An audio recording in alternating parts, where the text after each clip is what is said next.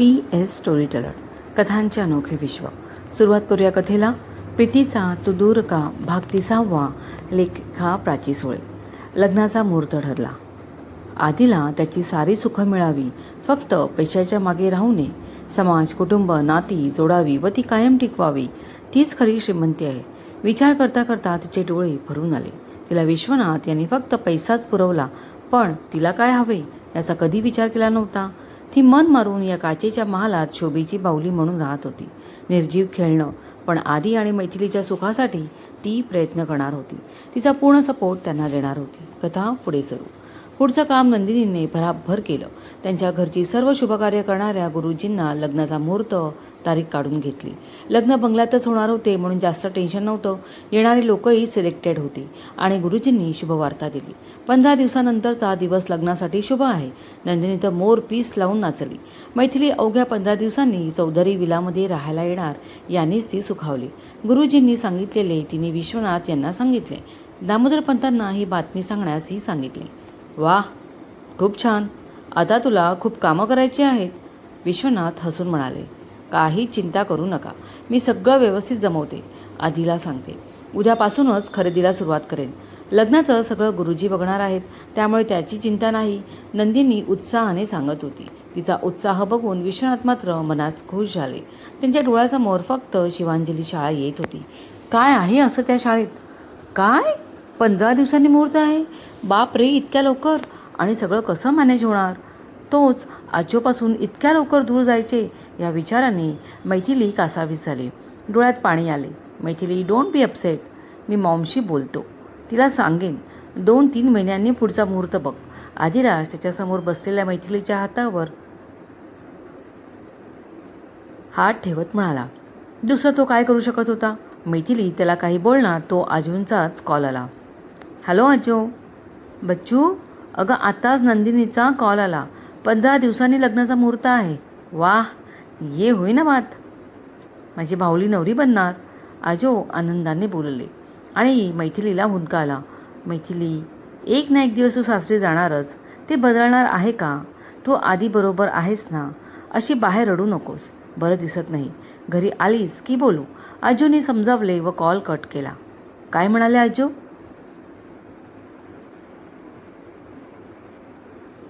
समजावत होते, रडू नकोस म्हणाले. मैथिली नाक पुसत म्हणाली. बरोबर बोलले.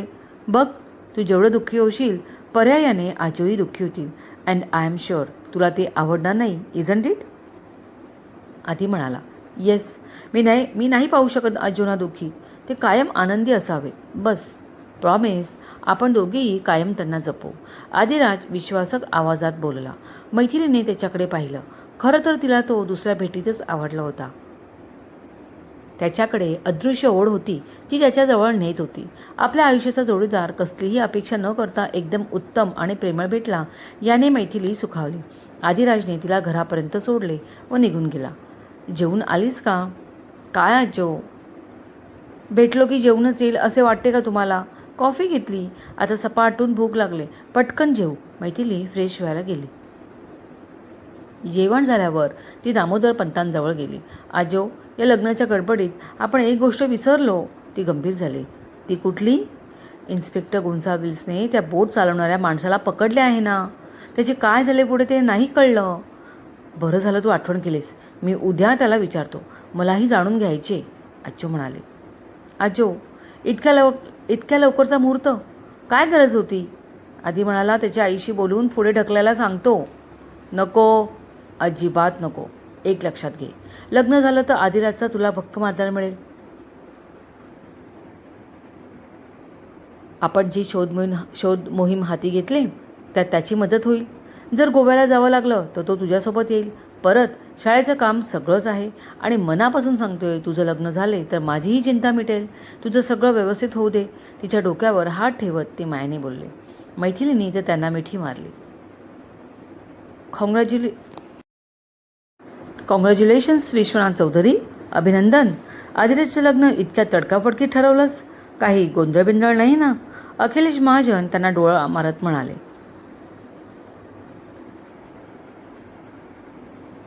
अखिलेश, काहीच गोंधळ नाही. आदिराजला मुलगी आवडली. त्याचं लग्नाचं वय झालंच आहे. सगळं जुळून आलं तर का थांबा? त्यांनी प्रश्न केला. हे बरोबर आहे. अरे पण माझ्या शिवापूरच्या टाउनशिपच्या प्रोजेक्टचं काय? ते कधी हाती घेतोय? अखिलेशने विचारले. अखिलेश, आता फक्त 15 दिवस दे. हे लग्न होऊन जाऊ दे. मग तुझ्या कामाचं लगेचच सुरू करतो. विश्वनाथ म्हणाले. चालेल, काही घाई नाही. लग्न आम्हीही एन्जॉय करू.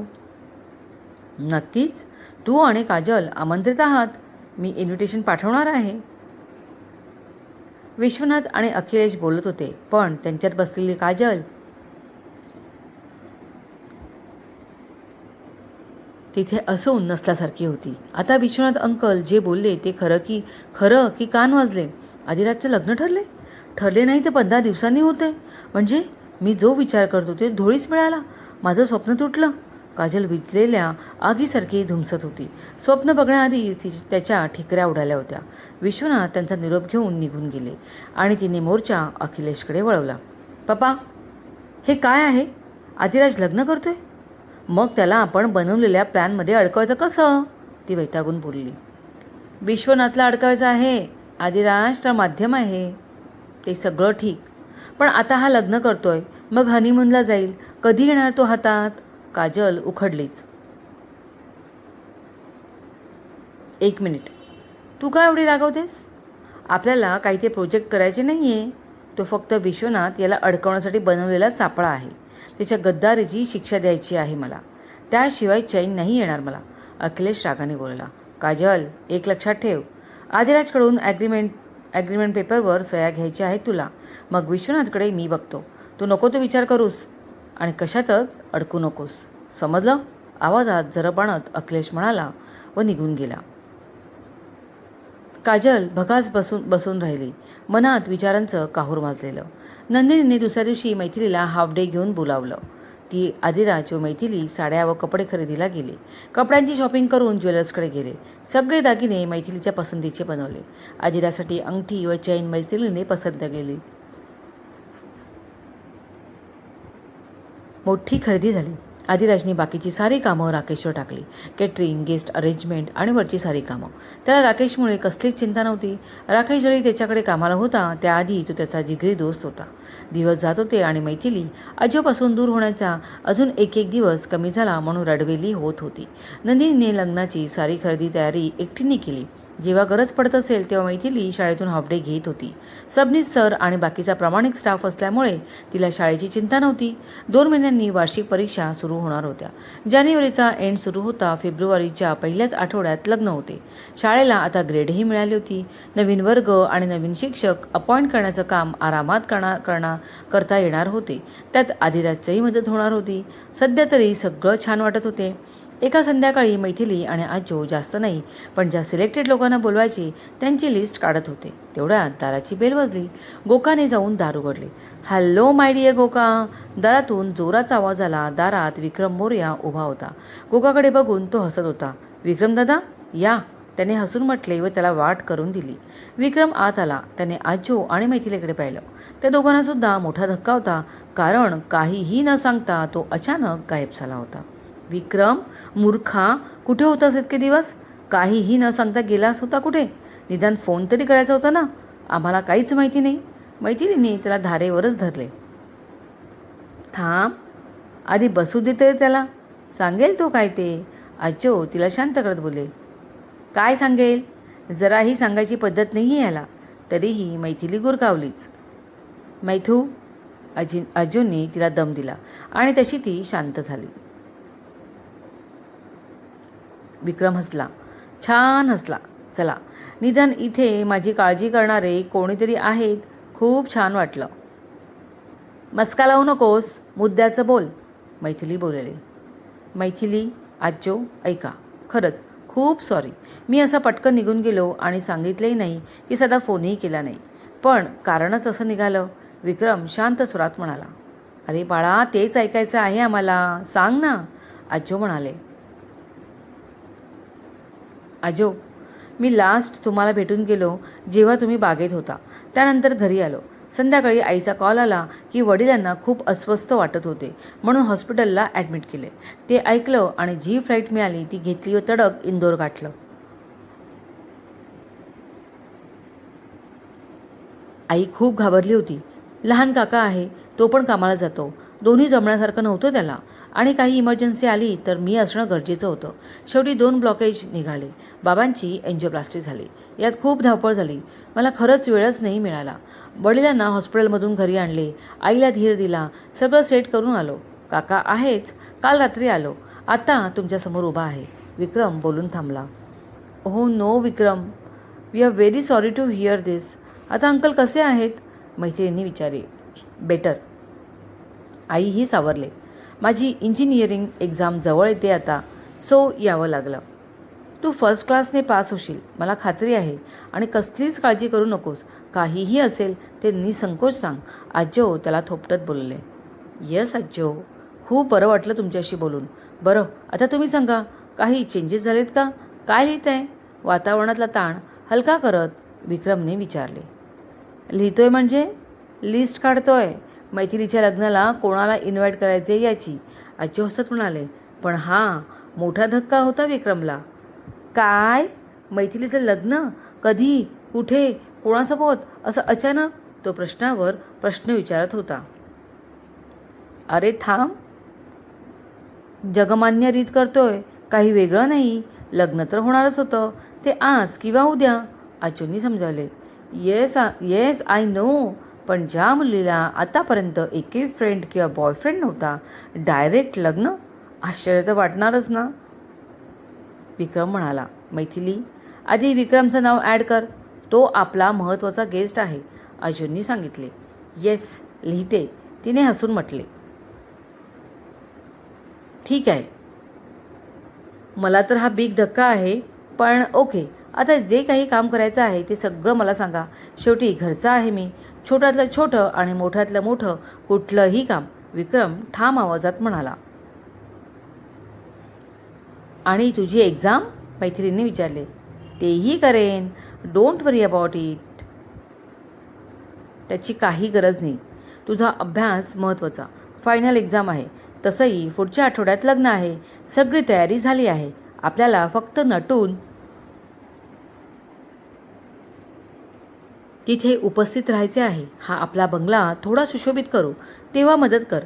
आणि तुझ्यासाठी पटकन एक नवीन ड्रेस घे. शेरवानी, झब्बा सुरवार किंवा तुला आवडेल तो, असं म्हणून आजोनी त्यांच्या झब्ब्याच्या खिशात हात घालून त्याच्या हातावर 5,000 रुपये ठेवले. छान ड्रेस घे हां, ते म्हणाले. आजो, नो, मी हे पैसे घेणार नाही. माझ्याकडे आहेत. चूप रे, घे म्हणजे घे आणि आजच जाऊन शॉपिंग कर. मैथिलीने दटावले.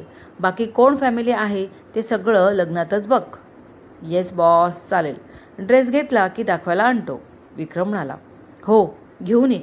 तू जेवलास का? आम्ही आता जेवायला बसतोय, मैथिलीने म्हटले. नाही. गोका, चल ये रे, सगळ्यांना जेवण वाढव. मैथिलीने आवाज दिला व ती किचनमध्ये गेली. मम्मा, काय करायचं आहे? जरा मलाही सांग. एकटीच धावपळ करू नकोस, नंदिनीला समोर बसवून आदिराज म्हणाला. काही त्रास नाही आहे. दिमतीला एवढे नोकर चाकर आहेत. बाहेर जायचं तर कार ड्रायव्हर आहे. काही दमायला होत नाही. सगळं काम झालंय. आता वाट पाहायची ती लग्न दिवसाची आणि मैथिली या घरात यायची, तिने हसून म्हटले. मॉम, डॅडी कुठे आहेत? आज लवकर ऑफिसला गेलेत.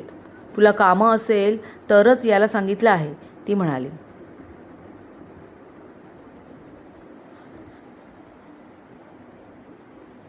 अच्छा, मला सांग, काही पेंडिंग कामं आहे का? मी करून घेतो.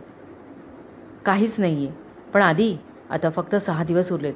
तू राकेशला कॉल करून विचार, कॅटर कोण बुक केला आहे, मेनू सिलेक्ट करायचा आहे, बंगल्याला सजावट कसली करणार आहे, त्याच्यावर सोपवलं आहेस सगळं. पण तू त्याला मदत कर बाबा, नंदिनी म्हणाली. हो येस, करतो त्याला कॉल, आदिराज तिथून उठत म्हणाला आणि नंदिनी किचनमध्ये निघून गेली.